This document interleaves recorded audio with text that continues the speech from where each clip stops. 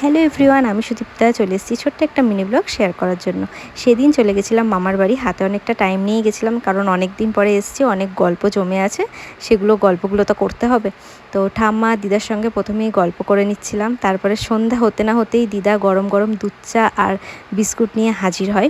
আর ডোডো সেই সময় বাড়িতে ছিল না, ডোডো গেছিলো তার জিজুর সঙ্গে ঘুরু করতে।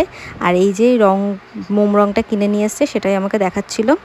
আর এতটাই আনন্দে ছিল, চিকেন ললিপপ কিনে নিয়ে এসে সেটা বিছানার উপরে রেখেই আমাকে দেখাতে শুরু করে দিয়েছে যে ও কী নিয়ে এসছে। আর মামি তো তাই দেখে খুব রেগে যায়, সাথে সাথে দৌড়ে গিয়ে আবার রান্নাঘরে রেখে দিয়ে আসে। আর দেখো তার কি আনন্দ, সে মোম রং কিনে নিয়ে এসছে বলে। আর জিজুকে দেখাচ্ছিল কীভাবে রং করতে হবে না হবে, এগুলো আবার জিজু বলে দিচ্ছিল। তো মামার বাড়িতে যাওয়া মানেই মামা আমার কাছে ফোন করে শুনবে যে আমি কি খাবো।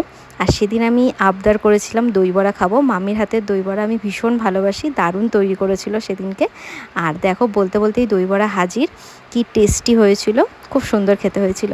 তো এটাই আমি সেদিনকে আবদার করেছিলাম, যাওয়ার সাথে সাথেই এটা খেয়ে নিলাম।